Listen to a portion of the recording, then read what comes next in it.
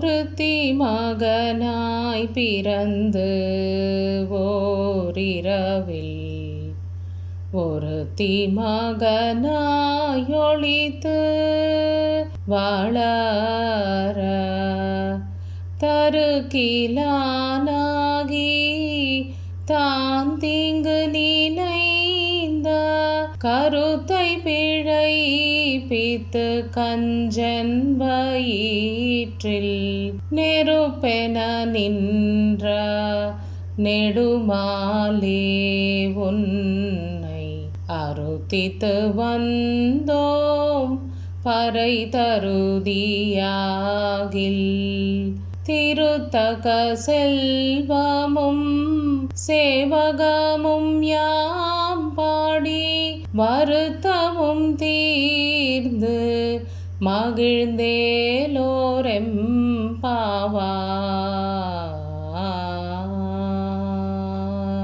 திருப்பாவை பாசுரம் 25. இந்த பாசுரத்தில் ஆயர்குல பெண்களோட கிருஷ்ண பக்தியையும் கண்ணனுடைய பிறப்பை பற்றியும் அவன் வளர்ந்த விதத்தை பற்றியும் கம்சனை அழித்த விதத்தை பற்றியும் நெஞ்சமுருகி கூறும் பாங்கினை நேர்த்தியை நாம் அனுபவித்து காணலாம். ராமாவதாரத்தில் தசரத சக்கரவர்த்தி புத்திர காமேஷ்டி யாகம் செய்து 4 புதல்வர்களை பெற்றார். ஆனால் இந்த கிருஷ்ணாவதாரத்தில் 4 பேர்கள் தவம் இருந்து கண்ணனையே மகனாக பெற்றார்கள். இருவர் அந்த பகவானை வளர்க்கும் பெரும் பாக்கியத்தை அடைந்தார்கள். ஓர் இரவில் இப்படி அந்த ஒப்பற்ற தாய்க்கு பிறந்த ஒப்பு உயர்வற்ற பரந்தாமன் கண்ணன். அவன் பிறந்த அந்த இரவை போல எப்பவுமே இருந்தது கிடையாது. இதற்கு முன்பாக அப்படி ஒரு இரவு இருந்ததும் இல்லை. இனி அப்படி ஒரு இரவு வரப்போவதும் இல்லை. இப்படி ஒரு குழந்தையோட பிறப்ப சீரோடும் சிறப்போடும் கொண்டாடப்பட வேண்டிய அந்த நிகழ்ச்சி நடந்தது சிறைக்குள்ளே நள்ளிரவில் கோகுலாஷ்டமியில் நடைபெற்றது. கண்ணன் பிறக்கும்போது மற்ற குழந்தைகளைப் போல இல்லாமல் தன்னோட சுய வடிவோடு 4 திருக்கரங்கள், அதுல சங்கு, சக்கரம், கதை, தாமரை எல்லாவற்றையும் ஏந்தி கொண்டு பிறப்பெடுத்தான். கண்ணனாக பரமனை பிள்ளையாக பெற்றோமே அப்படின்னு பெருமைப்படாமல் பயந்து போனார்கள் தேவகியும் வசுதேவரும். ஒருத்தி மகனாய் பிறந்து கண்ணன் தேவகியோட மகனாக பிறந்தான். பகவானையே பிள்ளையாக பெற அவள் என்ன தவம் செய்தாளோ அவளுக்கு இணையே இல்லை. ஒப்பற்ற அவளுக்கு பிறப்பற்றவன் பிறந்தான். புராணங்கள்ல பெரும்பாலும் தோன்றினான் அப்படின்னு தான் சொல்லப்படும்.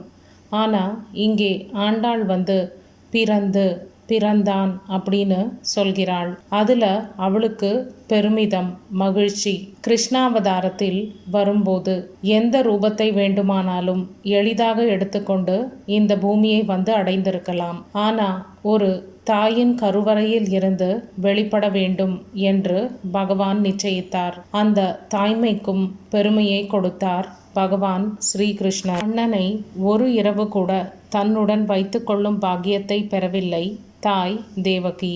அதே போல கம்சனோட தலைநகரும் அந்த பாக்கியத்தை பெறவில்லை. இரவோடு இரவாக அவனை நந்த குலத்திற்கு எடுத்து சென்றார் வசுதேவர். விழித்திருந்த காவலர்கள் உறங்கினார்கள். சிறை கதவுகள் தானாக திறந்து கொண்டன. யமுனை நதி 2ஆக பிளந்து வசுதேவருக்கு பாதை அமைத்தது. மழையில் இருந்து கண்ணனை காக்க ஆதிசேஷன் குடையாக நின்றான். பெண் குழந்தை பெற்ற யசோதை தன் உணர்வின்றி உறங்கிக் கொண்டு இருந்தாள். வசுதேவர் கண்ணனை அங்கே விட்டுவிட்டு பெண் குழந்தையை எடுத்துக்கொண்டு மீண்டும் சிறைச்சாலையை அடைந்தார். சிறை கதவுகள் தானாக பூட்டிக்கொண்டன. காவலர்கள் கண்விழித்து குழந்தை பிறந்த செய்தியை அரசனுக்கு அறிவித்தனர். உறவில் சிறந்தது தாய்மாமன் உறவு. ஆசையுடன் குழந்தையை பார்க்க வேண்டியவனோ ஆயுதத்துடன் அங்கே வந்தான். இத்தனையும் நிகழ்ந்த அந்த இரவு ஒப்பற்ற இரவுதானே. மகனாய் ஒளித்து வளர என்ன தவம் செய்தாளோ யசோதை பரபிரம்மத்தை தன் பிள்ளையாக பெற அந்த குழந்தையை தான் வளர்ப்பதற்கு, அந்த குழந்தையோட பால லீலைகளை கண்டு மகிழ்வதற்கு பெரும் பாக்கியம் செய்த தாய் யசோதை. யசோதை கண்ணனுக்கு பாலூட்டி சோறூட்டி அன்பையும் ஊட்டி அறிவையும் ஊட்டி வளர்த்தினாள். குழந்தையோடு கொஞ்சி குலாவி மகிழ்ந்து பயந்து விளையாடி எல்லாவற்றையுமே செய்தாள் யசோதை. ஒரு தாயாக பரமன் கண்ணனை கட்டி வைக்கும் பாக்கியம் கிடைத்தது இருவருக்கே. யசோதைக்கும் சகதேவனுக்குமே அந்த பாக்கியம் கிடைத்தது. கண்ணன் பெரியவனான பின்பு தூது செல்லும் முன்பு பக்தியால் கட்டினான் சகதேவன் கண்ணனை. குழந்தையாக இருந்தபோது வெண்ணையும் பாலும் திருடி ஊரார் ஓயாமல் புகார் செய்ய அவனை உரலுடன் சேர்த்து கட்டியவள் தாய் யசோதை. பெருமாள் திருமொழியில 10 பாடல்களில் தேவகி புலம்பல் அப்படிங்கிற தலைப்பில் தேவகியோட வாயால யசோதையின் பெருமையை பேச வைக்கிறார் குலசேகர ஆழ்வார். வசுதேவர் கோகுலம் வருவது உண்டு.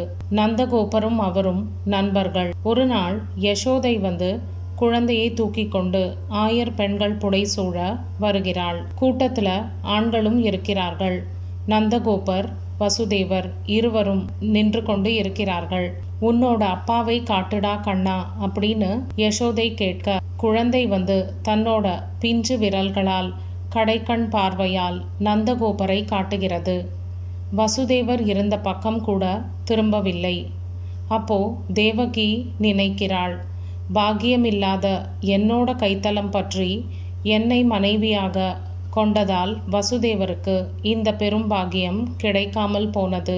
தெய்வநங்கை யசோதையை மனைவியாக கொண்டதால் நந்தகோபருக்கு இந்த பெரும் பேறு கிட்டியது அப்படின்னு தேவகியே சொல்லுவதாக இந்த திருமொழியில் சொல்லப்பட்டு இருக்கிறது. ஒளித்து வளர இங்க கண்ணன் வந்து பிறந்தது முதல் அந்த கம்சனின் பார்வையிலிருந்து எப்படி ஒளித்து வளர்த்து வரப்பட்டான் அப்படிங்கிறத விரிவாக கூறுகிறாள் ஆண்டாள்.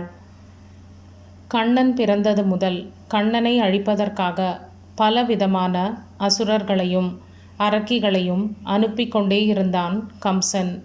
ஆனால் எதிலுமே அவர்கள் வெற்றி பெற முடியவில்லை. பகவானே வெற்றி கொடி நாட்டினார் எல்லா சமயத்திலும். ஆனாலும் ஒரு குழந்தையாக இவ்வளவையும் எதிர்கொள்ளும் அந்த நிலைமை பகவானுக்கு வந்த அந்த பரிபவத்தை எண்ணி பார்க்கிறாள் ஆண்டாள் இந்த வரியில். தான் தீங்கு நினைந்த இங்க வந்து தருக்கிலானாகி பொறுக்க முடியாமல், அதாவது நாரத மகரிஷியின் மூலம் கண்ணன்தான் தன்னை கொல்ல பிறப்பெடுத்திருக்கும் 8வது குழந்தை அப்படிங்கிற அந்த உண்மை அறிந்தவுடன் அவனை அழிப்பதற்காக பலவிதமான தந்திரங்களையும் கையாண்டான் கம்சன்.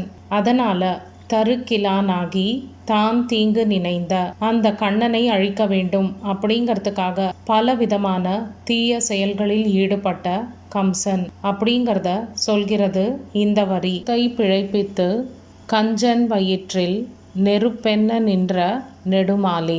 இப்போ இந்த குழந்தைக்கு என்ன நேருமோ அப்படின்னு ஒவ்வொரு நொடியும் அந்த கோகுலமே வயிற்றில் நெருப்பை கட்டிக்கொண்டு இருந்த சமயம் அந்த நெருப்பை எல்லாம் கம்சனோட வயிற்றுக்கு மாற்றிவிட்டானாம் இறைவன். கஞ்சன் வயிற்றில் நெருப்பு மூண்டது. விழித்திருக்கும் போதும் உறக்கத்திலும் எடுக்கும் பொருள்களிலும் எங்கும் கம்சனுக்கு கண்ணனே தென்பட்டான். அவன் வயிற்றை கண்ணன் நினைப்பு நெருப்பாக வாட்டத் தொடங்கியது. எங்களுக்கு வந்து என்ன பெரிய பொருள் கிடைத்தாலும் உன்னை பெறாவிட்டால் என்ன பயன்? நாங்கள் வேற எதையுமே பெறுவதற்காக இங்கே வரவில்லை. உன்னை பெறத்தான் இங்கே வந்திருக்கிறோம். நீ வந்து பறையை, அதாவது நாங்கள் செய்த இந்த பாவை நோன்புக்கான பலனை தருவாயானால் உன்னோட பெருமைகளை வீரத்தை எல்லாத்தையுமே நாங்கள் பாடுவோம். இப்படி பாடுவதால் எங்களுக்கு வருத்தம் எல்லாம் போய்விடும். அது மட்டுமா, பெரும் மகிழ்ச்சியும் ஆனந்தமும் மனதில் உண்டாகும். திருத்தக்க செல்வம். இங்க திருத்தக்க செல்வன் வந்து திருமால். அவனிடம் திருவாகிய லக்ஷ்மியே, செல்வத்தின் அதிபதியே உரைகிறாள். திருவுக்கும் திருவாகிய செல்வன் அவன். அவன் கோகுலத்தில் பிறந்து இந்த ஆயர்களுக்காக எத்தனை சேவகம் செய்திருக்கிறான். ஸ்ரீமத் பாகவதத்தில் இதை கதை கதையாக நாம் படிக்கலாம். கண்ணன் சேவகனாக தொண்டனாக இருந்த அந்த பல கோலங்களை நாம் பார்க்கலாம். தீர்ந்து மகிழ்ந்தேலோர் எம்பாபாய். இப்படி அந்த திருத்தக்க செல்வமும் கண்ணனோட சேவகமும் பற்றி நாங்கள் பாடுவதால் எங்களோட வருத்தம் தீருகிறது, மகிழ்ச்சியும் நிறைகிறது. ஆண்டாள் இந்த பாசுரத்தை நிறைவு செய்கிறாள். இந்த பாசுரத்துல சொல்லப்பட்ட கருத்து: பகவானை பிரிந்து வருத்தமுறும் உயிர்கள் அவனோட புகழை பாடி வருத்தம் தீர்ந்து மகிழ்ச்சியிலே திளைக்க வேண்டும். இதுக்கு கண்ணனோட பேரருள் நமக்கு துணையாக இருக்க வேண்டும் அப்படின்னு அவன் அருளாலே அவன் தாள் வணங்குகின்றார்கள் ஆண்டாளும் அவளோட தோழியர்களும்.